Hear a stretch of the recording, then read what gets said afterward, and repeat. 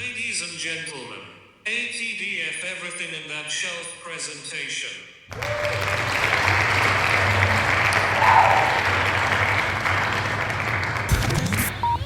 You're now rocking with TDF everything. Spoiled Rotten.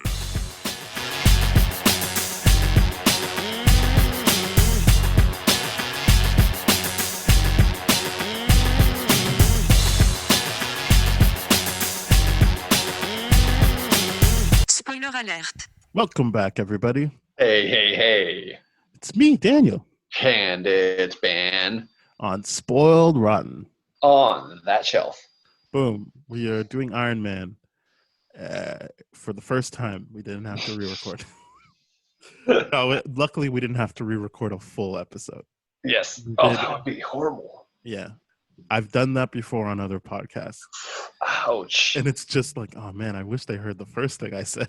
Luckily, we don't have that problem because the main thing I said was I was dreading this episode much like Dark Knight because it is in that realm of like, I just like it. There's not really much I can say that's going to be like, oh, that's bad. When you pushed me, I was saying, well, the elements of this movie that I feel like are good are just that, like, it's the stuff I already know about Iron Man. Like I always knew that his like ringtone was from that, I want to say 70s cartoon, but I don't remember. Right. Like it was older than the 90s stuff. I knew he had James Rhodes. I knew he had the 10 Rings connection. So it was just like, yeah, I get it. This is all familiar to me. I'm in. Mhm. And then I got to the point where I was like, oh, I don't think I was fully committed to Tony Stark, the character, yet. I was kind of like, oh, the tech seems to be the interesting thing. His Right. ability to build stuff, what it looks like, and then so yeah, I kind of landed on it's a movie that made me be like, oh, I want to see more movies, and not necessarily like that was an amazing piece of art that will stand the test of time, which I do think it will. It just, for me, I was just kind of like, yeah, what's next? Like, Yeah. that was a good start. Independently, now you see it as an episode of Mhm. obviously the epic that It's a the good pilot MCU episode. turns into, right? It's an amazing pilot episode, and to see it now as a launching point and to revisit it as the launching point, what a solid launching point. Mhm. There are just like there's so many things that I'm just like you forget about what happens in this, like small subtle things, like how they have casted like Howard Stark multiple times, just over and over and over again. And it's just like, well, we understand why and all those different things, but it's you forget those little details. It's like, Howard Stark was different in this one. Well, yeah, they didn't, because I don't think he has to do anything. He's just a picture in this one. Yeah, he's just image, or like that's about it. But like it's still one of those things. It's like, huh, cool. And then also the inclusion of bigger things, the Easter eggs that just kind of build up more and more and more within this movie.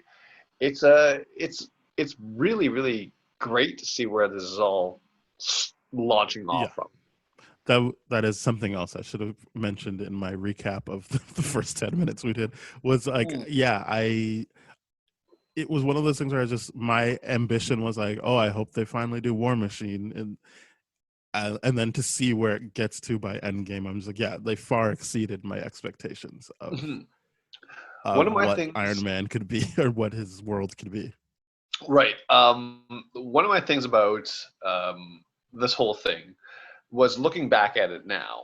One of my questions is always why launch off with Iron Man, and to your point with what you were saying with you're not sold on Tony Stark yet. Are you sold on Robert Downey Jr.? Because basically, I feel like they're launching the whole MCU based off Robert Downey Jr. He's the godfather of it all, and just like he's that character, right? So, like, were you sold on his casting? Yeah, like he can lead a movie. Yeah. I'm not really, Because there was that part of it was pushback by a lot of people on yeah. him being. Well, I mean, Tony Stark. it's what I was talking about when they fired James Gunn. I was like, Mhm. he's got a past. He's got some issues. Yeah. That I don't know if people were pushing back against that, but it is kind of like he has derailed stuff before. Like he derailed parts of Ally McBeal because of his habits and what he got into. So like it was a thing of this redemption story, and I'm sure that's what was cool about it. But I also think that Jon Favreau, as a director, I get his style, and Robert Downey Jr. is his style. That kind of like laid back, fun guy. Yeah. And then he'll hit you with some emotion. I do know that I did like his whole. He's still trying to be funny about it, but he is kind of like, oh, like Pepper, you're all I've got. Like, just so you know, like I'm alone. I don't have anybody else. So Yeah, it's gonna have to be you. Yeah, the greatest thing is like you're really getting to know so much about Tony Stark in those like very, very human moments, right? It's all that act that he puts on, like whether or not there's an audience, he has that act on. But then in Pepper, he has those very, very real moments, and that's when you're like, oh, that's the actual Tony Stark. Like he's a real vulnerable person. He's not I like don't know that all this time, right? Do I you feel like that's one way you could. I don't see it that way. You don't I see do, it. You don't actually no, think okay. I don't. I think that's a blip where he's like that with Pepper, and it's nice, but I don't know that he. Because I don't know that the movie earns that vulnerability, because I don't know if the movie is even that interested in that vulnerability yet. I think. Well, I don't think it is. I think the movie, as I said, really puts his intellect front and center. So it's all like fun and games, but when it comes down to it, he can build his way out of anything. Right. I think that's more what the movie is going for. So the Pepper Pot scene is just a nice thing to have, to be like, it's not all asshole. So, and even then, it's not like he's being nice to her. It's just like, well, you're the only one that's gonna hang around for this. So it's like, it's still not like he's just being vulnerable. That's all. And I like those moments where again, I don't know how vulnerable he's being. I think it's a nice moment of connection. That's a seed. Yeah, it's a seed for something else. But it is. But it's definitely more. And that's one thing I had to remind myself of is this.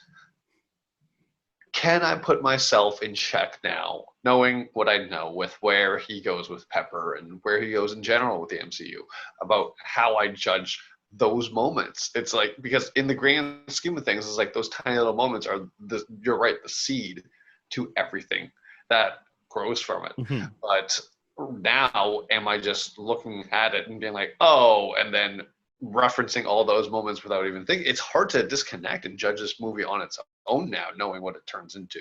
Yeah, that I think you're also speaking to what I was like, I don't know how this episode's gonna go. Is that like we're no longer dealing, like once we hit the MCU, and we will do everything up until Avengers and Ant-Man, because that was our first episode. I should say Avengers Age of Ultron.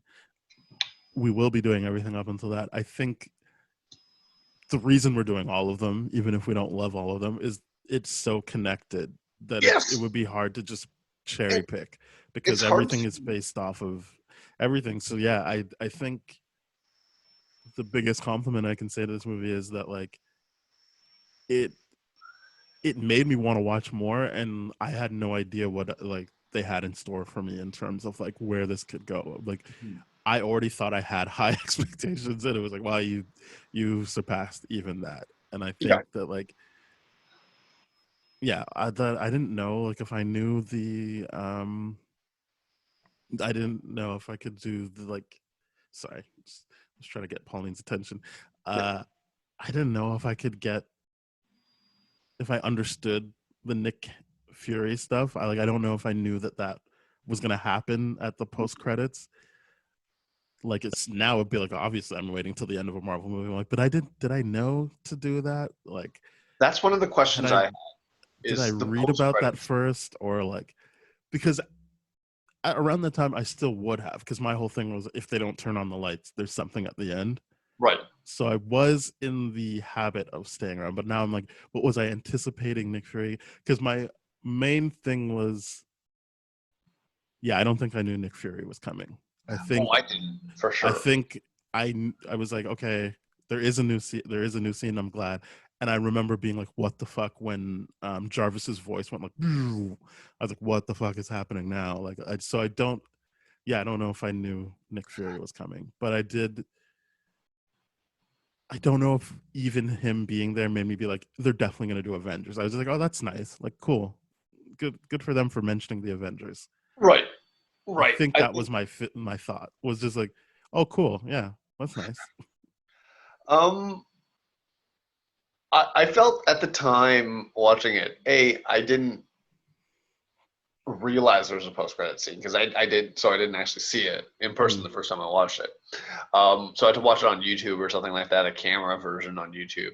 And I was blown away at the time because it was just one of those things where I'm like, okay, this guy said Shield, and now you're building a bigger character. You're building the biggest character of Shield, and you're launching that. At the time, I'm like, what does this mean? You know, is there gonna what does Iron Man 2 look like? What is Shield? Is that going to be a own thing? And not even thinking about other characters within Marvel, like at all, which was the weird thing for me, right? I was like, I don't think anyone, or for the most part, was thinking of an interconnected kind of thing. Like I thought, like that was going to be a Shield storyline within Iron Man, and then Mm-hmm. that was it. Like Iron Man 1, 2, and 3 would be dealing with Shield, and that was it. I didn't think at all it would turn into what it turns into by having Shield not be its own, like a subplot throughout multiple movies. Like that is insane to me. Well, yeah, Shield is like linking everything. Well, not the Hulk one, which No, I don't know because well, I mean they retroactively, yes, well no retroactive. because they I guess they bring in the Hulk, but what I was saying was for the second movie, that's more of a Tony Stark and Thunderbolt Ross initiative to try and get Yep. Hulk. No, they're trying to get Abomination. It's not made clear in the movie. Mm-hmm. It doesn't matter. We're doing it next. We can get into it. But my understanding is he's trying to get Thunderbolt Ross to give him Abomination to be on the Avengers, not Hulk. Even Mm. though it's the way it's stated, it makes it seem like he's trying to get Hulk on their team. Yeah, it would make more sense if, like, logically, it would make more sense if he was trying to get an Abomination because, like, hey, you're in control or possession Yes. of an Abomination, as opposed to like, hey, Hulk's on the run, I want the Hulk, and you're like, well, we don't have the Hulk, so Mhm. what do you want us to do about it? Um, yeah, no, it's one of those things you look back on, and you're like, ah, that's interesting. But yeah, it's that I don't know whether or not I would agree with that because the Hulk, like they definitely wanted to put him in there. That's what the whole Tony Stark thing in the Hulk was I'm like. just That talking about if you were watching it in order. There's yeah, no way for you to know what Shield wants to do with Hulk until it it's gets to exactly. Avengers. There's no way. There's just no way. But it's just like to know that it's going to connect, and then to see the Hulk movie announced, and then watch that, and then not see the post credit there, and then be like, okay, well, this is just a thing for me. I was missing out on that in the first few movies, and then I was like, no, I'm just going to stick to them to end in all these movies, and then be a part of that hype, and it was crazy. It was a lot of fun. I think the biggest reason why I'm dreading this episode, recording it, is because back when we were recording MCU movies like Ragnarok and all that kind of stuff, Endgame had not been recorded yet. The finale had not been done yet. So everything that we're recording has still been like it's brand new, it's fresh. It's like where is it going to go? And now we know exactly where it's going to go. Mm-hmm. That's the hardest part about reviewing this one to me. Was just like it was better because we had that speculation of where Iron Man's story is going to go, and now to cap it off like this. But my thing is, I don't think that when Cap meets Iron Man is like, oh, you're the selfish guy, all this kind of stuff. This version of Iron Man, it doesn't convince me that that's true. He's very much like, no, after that one event, he's like, no, I'm going to do the right thing now. It's He's just the still mission. making decisions unilaterally and not Yeah. being a team player, which is that's Cap's point. You don't actually look out for everyone else. You've decided what's right, and that's what you're going to do. Gotcha. So you're not. These Yeah, aren't that's- decisions based on like you wanting to help other people. Like whether or not he wants to help other people is kind of irrelevant if you're not That's fair. including other people in the decision process, in the decision making process. I know that the main line people hold on to is like, you wouldn't jump on the grenade or whatever, you wouldn't jump on the grenade, which You would he put your life does. on the He line, yeah. does do in that movie. Everyone's like, oh, he finally did it in Endgame. Like, he did it in Avengers. Like, Yeah. he took the bomb out. Like, he didn't Yeah. he didn't pilot it out. He's like, no, I'll take this. And there is no guarantee that he'll come back from what he's doing. But yeah, I think that is more Cap's point. Is that like I remember when I first watched the movie, I was like, why is everyone so mad at him? But if you're saying that he doesn't seem selfish, I'm like, well, yeah, most of his decisions are selfish. If he's like, That's I've true. got this, like, I'm sure multi-billion-dollar company, Mhm. and we're just not going to do what we're known for anymore. Like, that's putting a lot of people out of work. And I mean, if you just watching the Spider-Man movies alone, you can see how like Tony's decisions put people in danger all the time. And Right. so that's how you get a Vulture. That's how you get a Mysterio. It's because he'll just make a decision, and it's like, well, that this whole group of people are fucked. And throughout the movies, they try to like in Age of Ultron, there's like the moment where he's like, let's buy the building. Is anyone in it? Okay, good. It's my property now. I can destroy it. It's fine. But like, Mm. he's still a very destructive person that way. And I see what you're saying. he's not. He just tries to justify his destructiveness by being like, "Hey, it's in the right direction." Yeah. Of where everyone generally wants things to go. I'm just forgetting about the logical side of things or other people.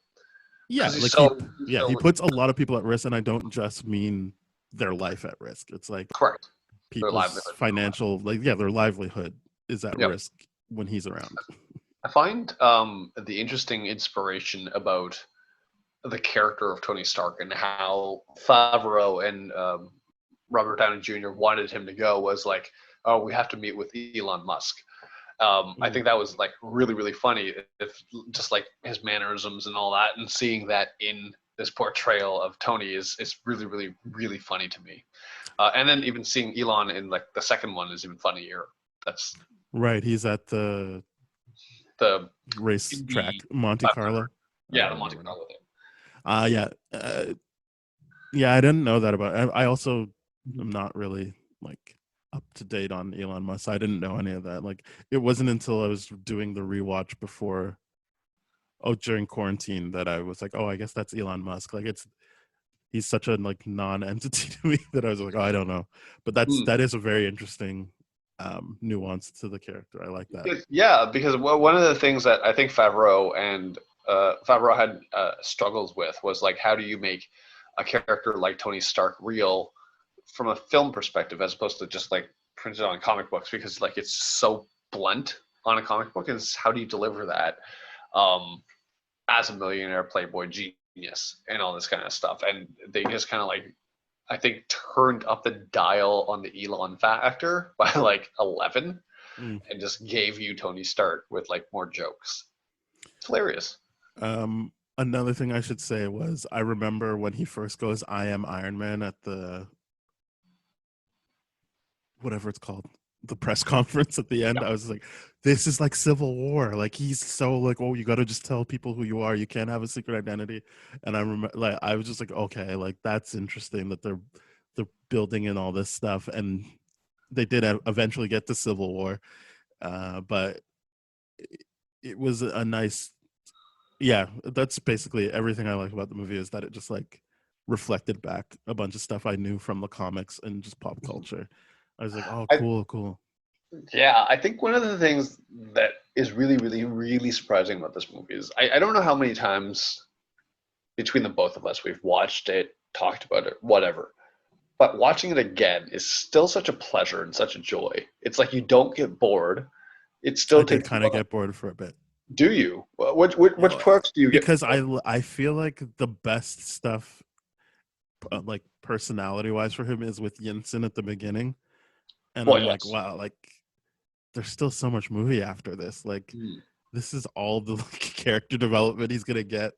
And I'm not saying I wish that wasn't in it. I'm just like, it seems like the movie could have been crafted so that like this stuff is at the end, so that you feel a bit more conclusion. Like, it's just like this is just the beginning. Like he's not even in his actual suit, and it's like all this work. And I get it; they're trying to be like, this is how come he has a change of heart when he gets back. But I'm just like, man, we still got a lot of stuff to get through after this, and this is for me feels like this is the big swell and the what you'd be building up to in any other kind of movie. I can see what you're saying there. I can definitely see what you're saying there because everything he does after that point is just technologically Yeah, advanced. It doesn't do anything different. it's him From having to relate to somebody. Mhm. It's him having to like work together with someone. He can't just do it on his own. And it's again, I'm not saying to shorten it. I like this stuff. It's just like the fact that it is kind of drawn out. Like there's multiple times they come to check in on them. There's like there's a bunch of pieces to what they're doing that I'm like, man, like we're spending a lot of time on this, and I know that this isn't where the movie ends. Like this is just the beginning. I So see it what. did feel like by the end I was just kind of like, okay, good, we're done. We got it. We got it. Mm.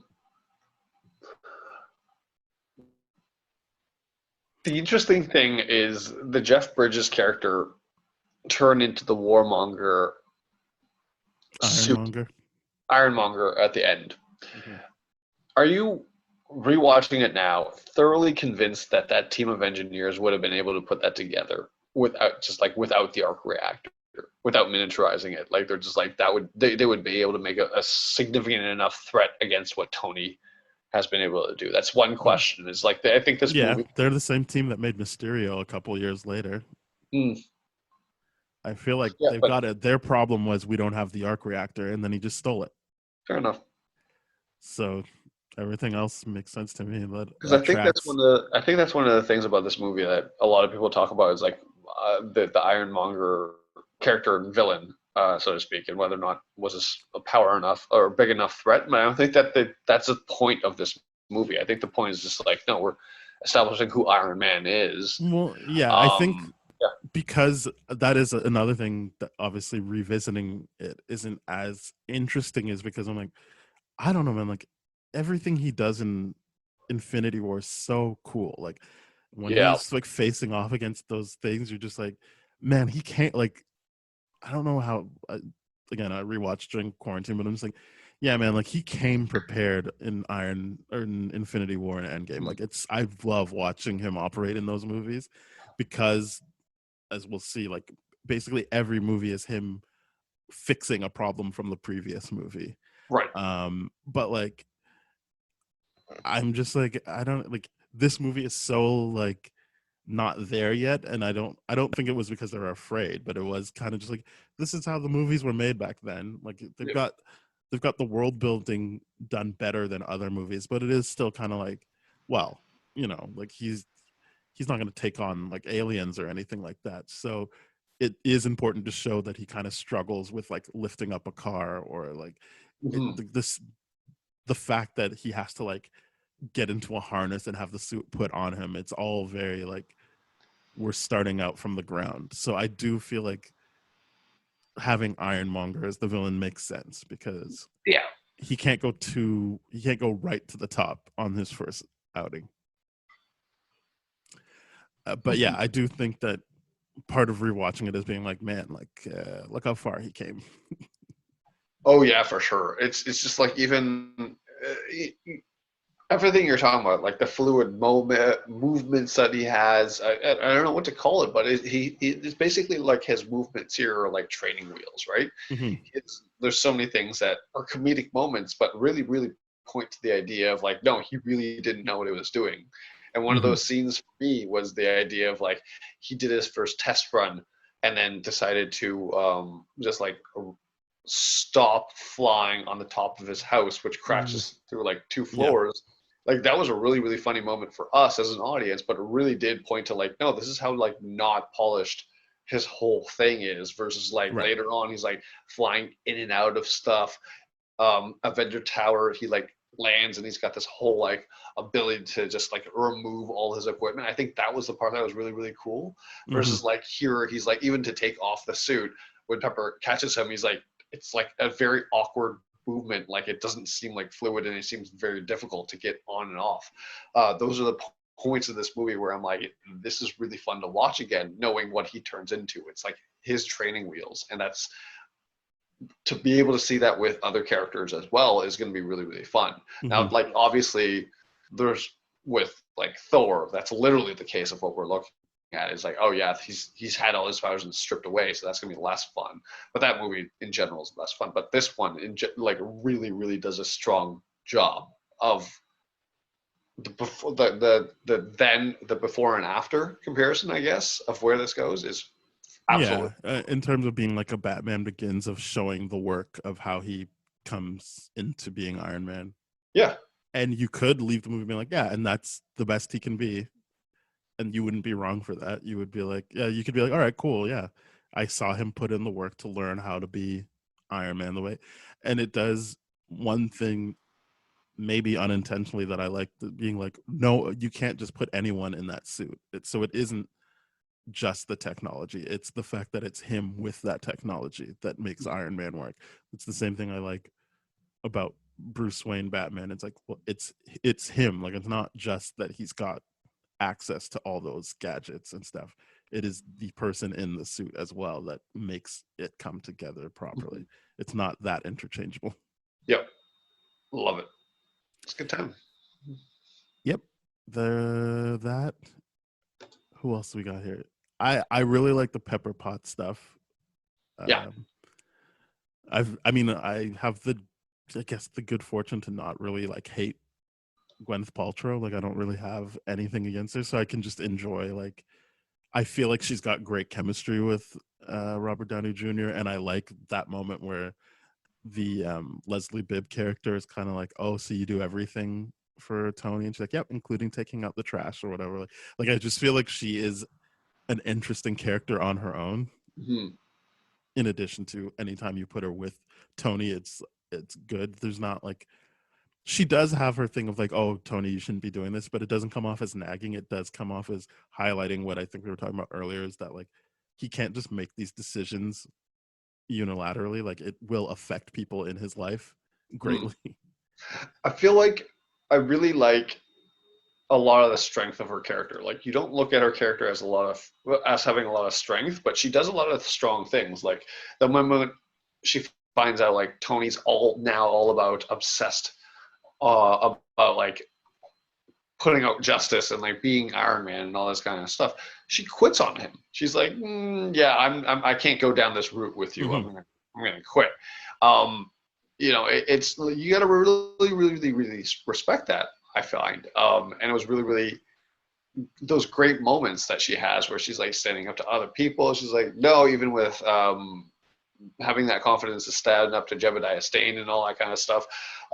She's a really, really great character that I don't think was given enough to do. Do you feel in this one, or do you feel like it was just the right amount? Because it's always interesting with me, because I can't separate, because I feel very strongly about Gwyneth Paltrow as a person and her goop nonsense. Yeah. And this is one of those moments where I'm like, am I being objective here? Yeah, I don't really care about that kind of stuff. It doesn't affect me in the slightest. But mostly because all that stuff is priced me out of even having to worry about people in my life getting in on that trend. So like, I'm just like, that's for a certain type of person, and they can follow that if they want. But I think I don't know what else you would give her to do. Like, it's her and Tony for like the last act of the movie. Like, they're working together to defeat the bad guy. I guess she's not being held hostage. She's there to like get stuff done. She's the one that gets the information. Like the scene you're talking about where she is up against Obadiah Stane in the office, and she gets all the information. Yeah, she's definitely given a lot to do. I just like, I'm just impatient. I want to see her in the Iron Heart suit. Yeah, I mean, there's no rescue. Rescue. You want to see a rescue? That was never like something I wanted to see, but I was happy when when you see them get to fight crime. When you get to see them save the day together. Yeah, that was nice in Endgame, but I liked the more, this is what grounds Tony Stark element of Pepper Potts. And having said that, it's not that I'm like, and she's just there to be like to mother him and be his love interest. She's still there in the heat of the moment, like right there with him. She just doesn't have a suit on. She's a human being getting things done right alongside the guy in the suit. So I feel like all of that I would keep. It's just I wasn't like, and then she's a superhero too. I was kind of like, oh, all right, yeah, that makes sense that they've got a connection beyond just sexual. No. And this movie is just hinting at it, obviously, because he doesn't even kiss her in the movie. Yeah. She asks him for the martini, and he's like, "All right," and then leaves.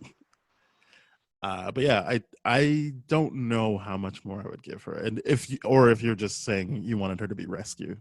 No. I'm not saying that. I guess what I'm saying is I'm misstating that. I just with her character as well. I can't wait to see her grow into what she ultimately becomes, like as the CEO. Like all like from this like Tony's assistant growing into the CEO position. Mm-hmm. Like just that's the next movie, so you're gonna fantastic. So it's you're in luck. It's the next movie. Yeah, for not the next movie we're doing, but it's the next Iron Man movie. She becomes she starts to run the company. Yep. But yeah, I that part I agree with, that it's nice to see, but I do think that that's the benefit of having this done like a TV show, is they can take their time. Mm-hmm. They don't feel the need to rush all these beats. Yeah, it's it happens over time, and that part is good, but it does make revisiting them kind of like, how much are we going to talk about what comes instead of what we just watched? Yeah, and that's the problem. That was what one of my biggest fears was doing this. Is just like being able to do that. So one of the things about so I got to keep that in check too. You're right. Yeah. Sure. One of the things I want to talk about here is always the Terrence Howard Rhodes thing, and I just want to know more about what, because I keep forgetting, what was a contract negotiation thing didn't go through, and like he was just treated badly on set. Like what happened with that drama that he didn't? Who knows? Because while they were making it, you're like, oh, these guys are best friends. They work out together. They have their offices together. They're best friends. And then it was like, he's not coming back. And Terrence Howard would be like, yeah, fuck Robert Downey Jr. He screwed me out of a thing. And then you hear they wanted Don Cheadle in the first place anyway. Yeah. Which is weird, because I heard they were looking at Terrence Howard potentially to be Iron Man, and I was like, that makes sense, man. Like, that guy's a drunk in real life. Iron Man's a drunk. But yeah, that might have been a bit much if they went with a black hero right away. I think, well, black, and it's Terrence Howard and not someone like Will Smith. I see. Yeah. He's just, Terrence Howard, just from a personal life standpoint, like that constantly being drunk standpoint, has the same. I just have my own personal stuff with it, like the same way you have stuff with Gwyneth Paltrow. So like, yeah, I'm not saying he's not a good actor. I'm sure there's instances where he's good, but I think he fits this role well. He does. I'm happy that they didn't make Don Cheadle do the same thing, but like it is like two completely different characters to me. Yeah, for sure. Like Don Cheadle's approach is like, no, fuck you, and Terrence Howard is kind of like, Tony, what are you doing? And I'm like, yeah, like the Cheadle character is so much more like, no, I'm playing everything by the book. It's like, what are you doing? Don't make me do this. Why do you keep putting me in this position? And I'm not. He puts up boundaries. This one is just like, no. He's like, you just don't respect him as much, and it's just like, oh, this sucks. That Tony keeps doing this to him. I would say that no interpretation of it makes me feel like they're best friends, though. The Don Cheadle one? No, absolutely. I'm saying Terrence Howard or Don Cheadle. I don't think either of them make me feel like they're best friends. Yeah, I don't think. Because that's the interesting thing. I always look back at Terrence Howard and Don Cheadle and be like, okay, the Don Cheadle one has even less interest, I find, of like establishing them as really, really good friends and characters and all that kind of stuff. They really they've got don't. moments. They have moments. You're right. Like but when in Age of Ultron where they're like trying to lift the thing together and he's like, are we on the same team or not? Like that kind of stuff. Or Yeah. I mean, he's the first one there in Endgame, like to kind of give him a silent hand on the cheek type thing. Right. They've got moments. It's more They've just got like moments, but it's never convincing. You know what I mean? It's never really strong. I find, and yeah, I that's. wish they were more like But I think what they were trying to Terrence do is Howard make one War was Machine his own character, which I'm perfectly fine with, because I was gonna say it's you could have done it like I guess maybe more like Bucky and Cap. Yeah. I was about to say Falcon and Cap, but Falcon is decidedly like the sidekick until he's not. Yeah. Whereas I think the idea here is War Machine isn't Iron Man's sidekick. He's just Right. someone else in Iron Man's life. He Yeah. is a co-worker. And so for me, all I knew was they were really good friends going into it. And I'm like, well, at least they kept that character. They could have got rid of him, I guess, because he doesn't really add much to the overall story. His big moment is like, all right, next time. Yeah. It's the also like keeping the skies clear thing. I mean, do you think like it would have been that? Well, I guess it would have been because like Tony really struggled with the Raptors. Well, I would say this. If you didn't have that story point in there, how many people would have complained, how come no one tried to shoot him out of the sky? It's true. A lot of people would complain about that. No, I'm saying I don't think that many people would. Oh, really? I'm not saying no one would. I'm saying who would think about that in the moment of the movie? Like, who would legitimately be like, actually, the army would have shot him out of the sky if he tried to fly by. I'm like, no one's thinking about it. You're thinking about, oh my goodness, he's flying. That's sick. Yeah. See, I feel like, yeah, you. So I the don't movie think has created a problem for that character to fix. But what I'm saying is, if they didn't have it, and I'm not, this isn't me making a case to not have him in it. This is me actually saying I'm so glad they kept him in, even though there isn't really a need to have him there, because I don't know that many people would have knocked the movie for how come he was allowed to fly around without the army trying to shoot him out of the sky. Yeah. Yeah. Especially if he's going to war zones and all that kind of stuff. Well, I feel like more people would have complained about that than on American soil, maybe, but I don't know. But I'm sure someone would have. But then it's the point. Your point is that not many people would. Mm-hmm. Some people would, and then those people would be loud about it. That's what I'm saying. But like that part is good, though. I do like the fires, like keep the skies clear and all that kind of stuff. He does do that. The next time is that was a fun little thing because you always look back at that line and you're like, nope, no, not for you, buddy. Not for you. It's kind of like the Black Widow line where it's like, see you in a minute. You're like, no, nope, I'm not. Well, I will not let you put those two things in. That Black Widow. No, it's just because such a nice moment in the movie. No, this is just a meta thing. Like little lines that don't come true in the MCU. Well, I don't know. No, but this is one of those things where you're like, yep, not you. Sorry. But did you have that wasn't even a complete suit. He just looks at it and is like, huh. Yeah. But, yeah. It's got the gun on it, doesn't it? Or does it not even have that? I don't think it does. It's just like half the suit. It doesn't have the lower component of it. So, yeah. So that's why it's interesting to see that. But I do like the moment in the second one where he gets a suit. That's fun. Yeah.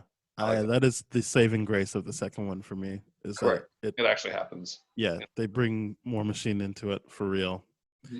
And I love it. Okay, so yeah, we've talked about Terrence Howard. I mean, yeah, he's doing a good job at what he's given. Mm-hmm. It's just I didn't really miss him when he was gone. I feel bad for him as an actor, and who obviously was like, I feel like if you're someone who signs on to these things, if you're not reading the script and your character dies, you're thinking, I'll be back for some other ones. So that sucks for him that he wasn't able to come back. I don't not like him to the point of being like good, and I'm glad he never came back. It's just like, yeah, that sucks, man. I don't know what happened there. Obviously, we're not going to get the full truth because I'm sure I've heard he's hard to work with, but it does seem like some stuff was done that not great, including some of the producers being like, well, just no one will notice the difference if you just put Don Cheadle in, Yeah, which that's is really fucked. yeah. Yeah. No. So there's that. It's not without its issues behind the scenes, but that's for the second movie. This first movie, he's there. They fully committed to him, Yep. which is nice to see that they kept that. Did we want to talk about the lack of Mandarin in this or no? Nah, I just didn't. I thought there was good enough to reference the Iron Ring, like the Ten Rings, and not. And then like my thing was, if looking back at this, the lack of Mandarin was a good thing to me. Yeah, it I could have been agree. mentioned in dialogue, and I'm glad they didn't like try to cast and do whatever, because I feel like that would have been more disappointing toward the end, where it's like, well, what, they don't do anything with like him, or like you're just putting it in this position, because I don't think at the time I would have trusted the MCU to make that decision of like, no, we're gonna cast Mandarin this way and write it the way that the third one does. You know what I mean? I think they would have gone a more traditional Mandarin casting route, and if it was on screen at least, mentioning it by dialogue would be kind of interesting. I think they did a good job of avoiding. I mean, they kind of swerved into the whole awkward Middle Eastern terrorist stuff. Yep.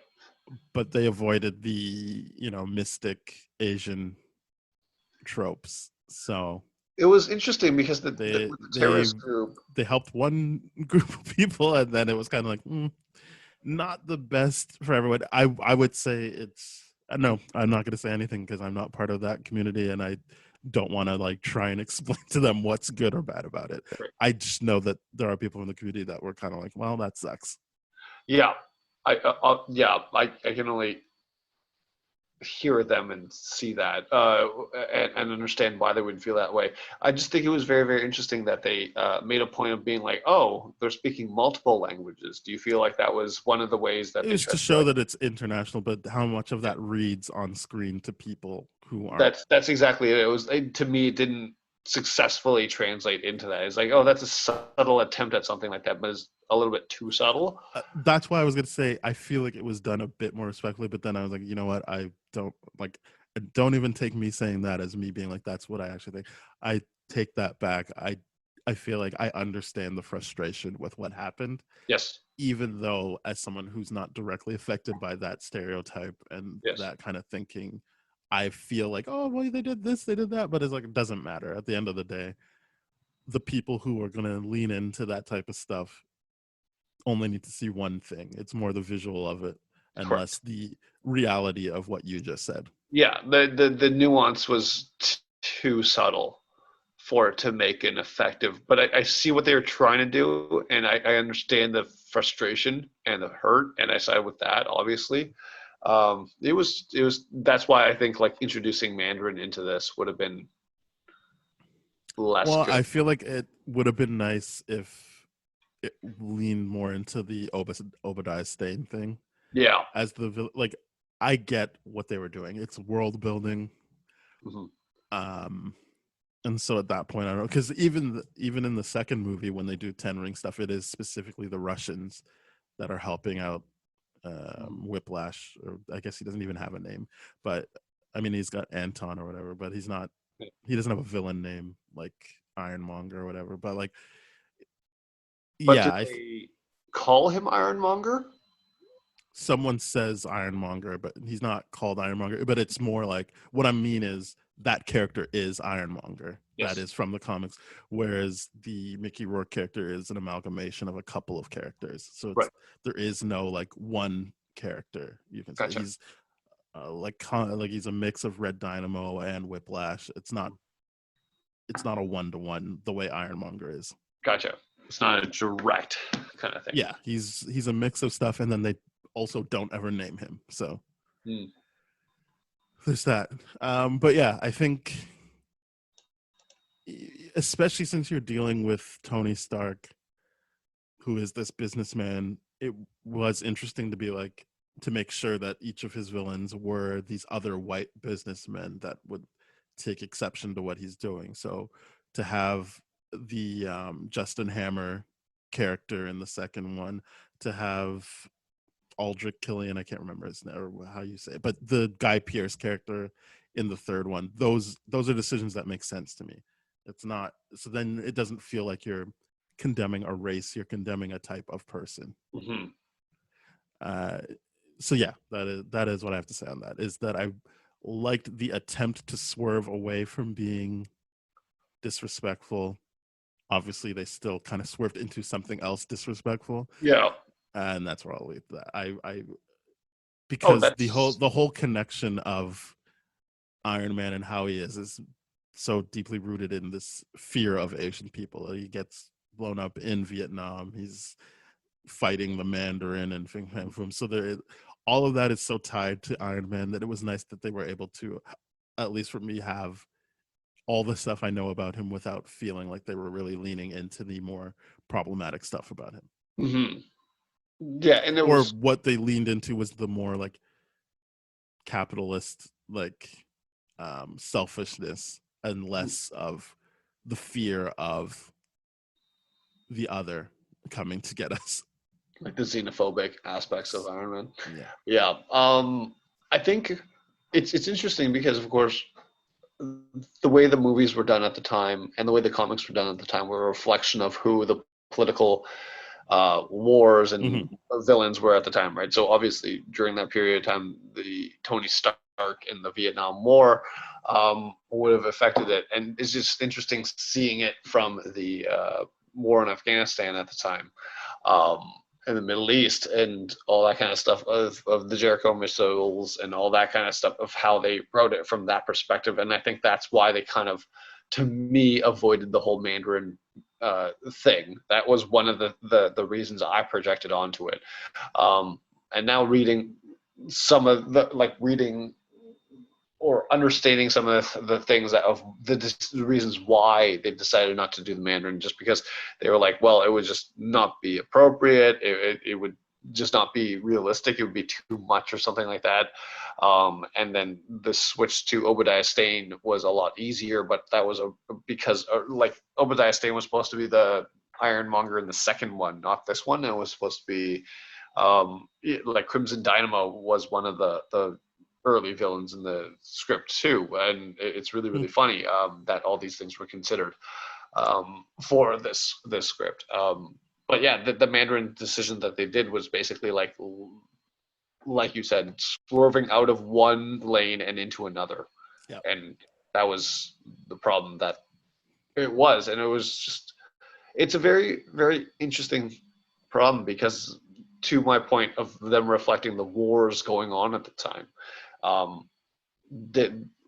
was it better or worse? I don't know, but it is an unfortunate issue for sure.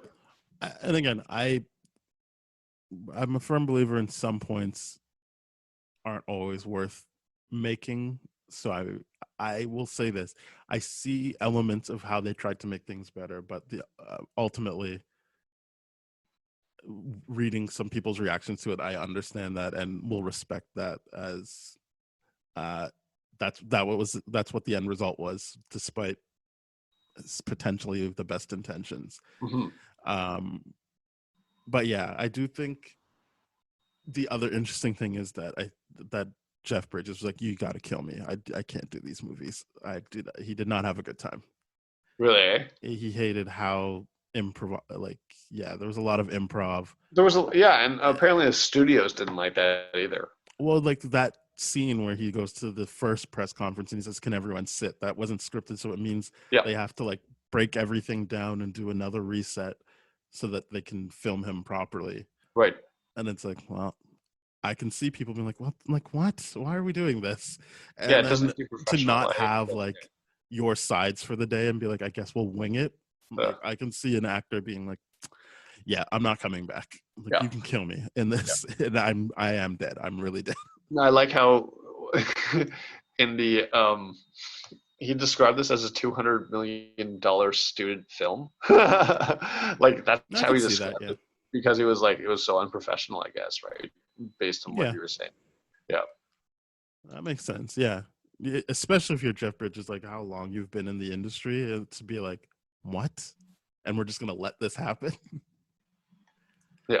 That must have made for much longer days. It's yeah. I understand especially it sucks because I'm like, not that I wanted him to come back, but it was like I feel like he's doing a good job in the movie. Like I can't tell he's pissed off. It's true. He's still professional. Like, it's not like, some actors, like, they're really phoning in a role. Hmm. You can't tell in this. He's still like really, really scary. He's doing a good job as the villain. Yes. Yeah. Yeah. I don't feel like I can't think of someone who's phoning it in. There might be someone, but I can't think of it off the top of my head. I feel like, and so it does suck to hear like that. Like same with the Judith Hogue thing of like, oh, they didn't like doing it, but they look like they're doing such a great job. Yeah. And that speaks to the professionalism, I guess, of like they didn't let their terrible time affect what you see on screen. Hmm. So that's good. But yeah, he was like, "You just kill me, please," because as you said, that was not the plan. And he was like, "Nope, I'm not coming back." So yeah, there's that. And who else is in this one? Honestly, I watched this yesterday. I could not tell you a Happy Hogan scene. Like I remember him from other stuff, but like I just, as we've been talking, like I don't even think I was looking at the screen when Happy Hogan was on the screen ever. Yeah, at he's this definitely not a big deal of this one. He's just like in the scene. And you want, but his character never really takes off too. He's still the same character throughout the whole thing. He just gets more screen time and more like fun. But like here, he's just like, Well, yeah. no, there's no real arc because I think in the comics he's the one that marries Pepper Potts. So if you're taking that away, then yeah, there's no real arc for him. No, Like, there really isn't an arc for him. I mean, he becomes head of security, which means Yeah. that he's separated from Tony, and it looks like he's like Spider-Man's guy now. Yeah, he's babysitting Spider-Man, Yeah. or apparently Doctor Strange is. Boom. Well, What? we'll see. We'll There's a lot of see. stuff coming out about that movie that I can't imagine is true. Yeah. Right. It would be nice if it was true, but let's not talk about it now because Yeah, I feel like who we knows should. when this episode is coming out and it might all be a moot point. Correct. At that point, they're like, you idiots. Yeah. And like, But yeah, I think I was happy that Jon Favreau was on screen because I do think he brings like I feel like people, well, maybe I didn't watch Friends and I know he was on Friends. So He's on maybe Friends. people don't think about him as just the writer director, Hmm. but I tend to, and I feel like I think of him as like Vince Vaughn's guy. Yeah. So I like him on screen. I feel like he brings something nice to it. Hmm. And I like the stuff he does. I like the stuff he does as a chef too. Like he's like I like watching his chef show on Netflix. Oh, I liked his chef movie. That was great. Hmm. Oh Mhm. yes, the one. Yeah, yeah. One where he's like, "Who do I choose, Scarlett Johansson or Sofia Vergara? What a hard life I have. Yeah. They both That want was me the- so that was bad."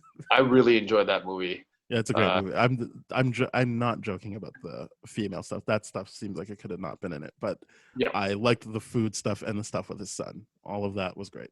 The stuff with the son was really, really good. I love the stuff with the critic too. That was fantastic. Yeah, well, that's what I mean by the food stuff, like Yeah. him finding his groove again in a culinary Cool. sense. Yeah. But yeah, Chef is good. So is Iron Man. Yeah, I just like Jon Favreau, and obviously Mandalorian's good. I just like what he does. It's a good time, and he's got those good on-screen Which moments is- too. Which is very interesting with like the second one. I really am interested to rewatch it because it seems like it all fell apart in the second one. Yeah, to That me, is the last. That's the last MCU movie he directs, and he was like on track to be directing the Avengers movie. yeah. So we'll see what happens there. Because it's like, well, Justin Theroux is writing it, and you're like, why? And like, it just seems like, why did they mess with what worked? And I guess maybe it is complaints that Jeff Bridges had of like, they just kept improving. Like, what the fuck? Can't they Right. just stick to an idea? So maybe that was it. But then you hear about the second one. It's like, well, they didn't really know how to close out the third act. And it's like, it seems like they still had the same issues. Yeah. But I do know that was the movie that like, maybe even if they filmed it, they hadn't cut it together, and then they were owned by Disney. And I know he said like, oh, that's just one more group set of eyes for to sign off on things. And I'm like, I bet it wasn't though. I bet they made changes too. Yeah, probably. I mean, there's a bunch of dialogue stuff that's like they had to figure out. Like, I'll bet like at that point, like when they were trying to do more interconnected stuff, it was more like difficult at that point, right? They must have been overreaching instead of the maybe. I did always wonder about that. But it must have been that. I mean, like, there's so many directors that were like, yeah, that part's not fun. And I'm like, I would understand why. They're like, you have to put this scene in the middle of this now for this reason. Yeah, there's only a couple of directors that it seems like they don't bother them, and it's correct. Definitely James Gunn. Mm-hmm. Because I think his only thing was you have to put Thanos in this, and he was like, ugh. But other than that, he gets to do his own thing, and it did he like Ryan Coogler didn't get told what to put in, but he was just told what he had to take out. Yeah, like so he couldn't use Kraven the Hunter, right? And I think he wanted to use the Patriot, who still might be the Patriot at the end of the movie, but who knows? But like, yeah, those types of things. And I'm assuming Taika Waititi gets to do what he wants, but I don't know. I can't really tell. Yeah, at that point, it's hard to tell with Taika because, like, at that point with the Thor franchise, and because that movie in itself is so isolated from a lot of different things. And well, it's actually not. So I take that back. It's not. Sorry, it's just because it was like the first one. They were like, "Oh, we're putting Hulk, Doctor Strange, and then like we're gonna end on you getting met with Thanos." Right.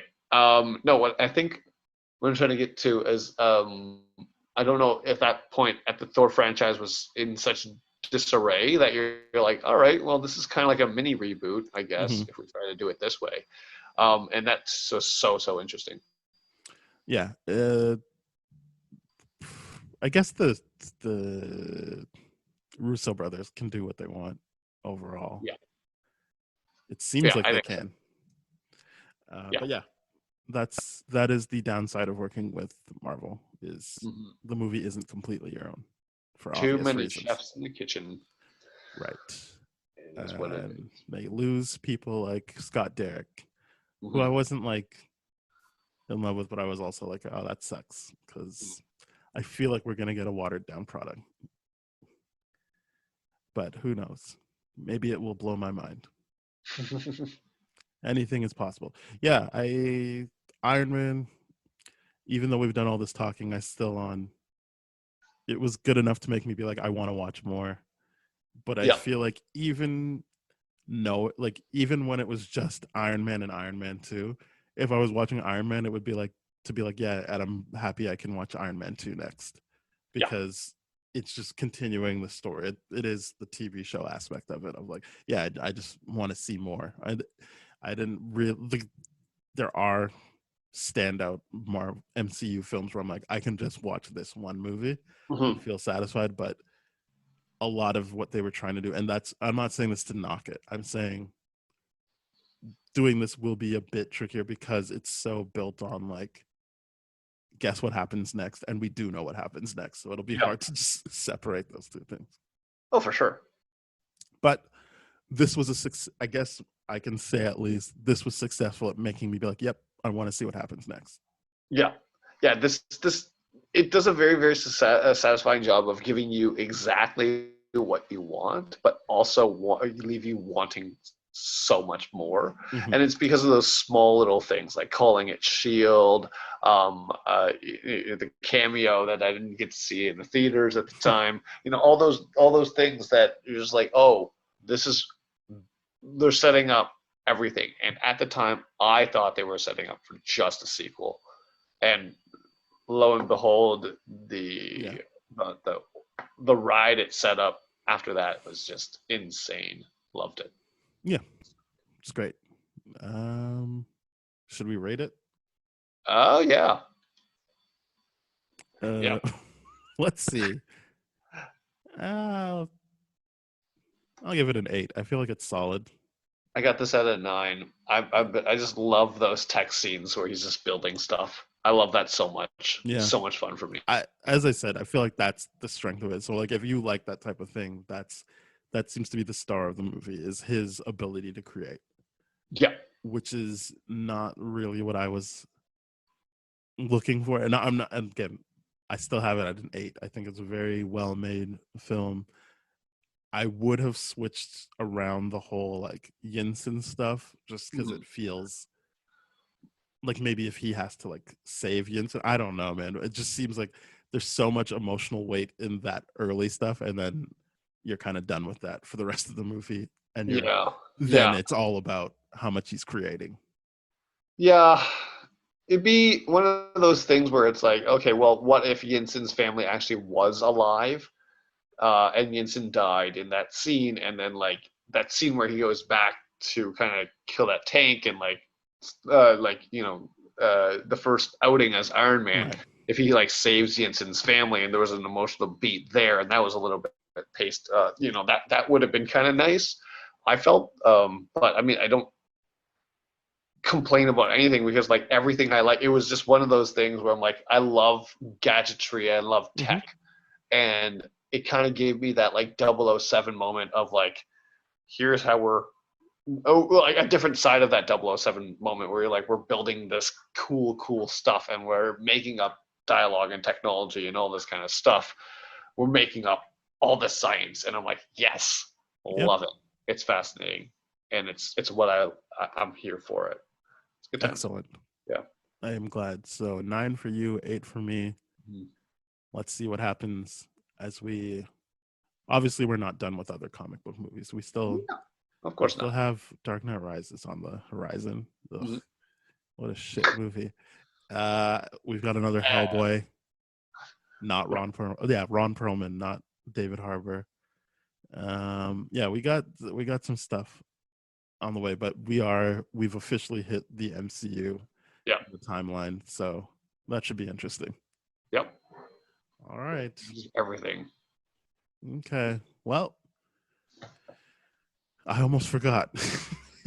As Ben said, we are part of the That Shelf Podcast Network. That means if you like this, well, you're in luck because there's other podcasts such as Bad Gay Movies, Black Hole Films, Composers, Changing Reels, No Budget Nightmares, What a Great Theme Song, and more. So please head on over to thatshelf.com and get familiar with the other podcasts out there. If you want to listen to older episodes of Spoiled Rotten, please go to tdfeverything.com/spoiledrotten. Our Twitter is @tdfspoiled. Our email is spoiledpodcast@gmail.com. And we are on all sorts of podcasters: Apple Podcasts, Google Podcasts, Spotify, Stitcher, iHeartRadio, Radio Public, Amazon Music, a whole bunch of stuff. So please pick the one of your choice, rate, review, subscribe, and share with your friends. That's all I've got to say about that. And you, Ben? No, that's about it. All right. Well, goodbye, everybody. Cheers.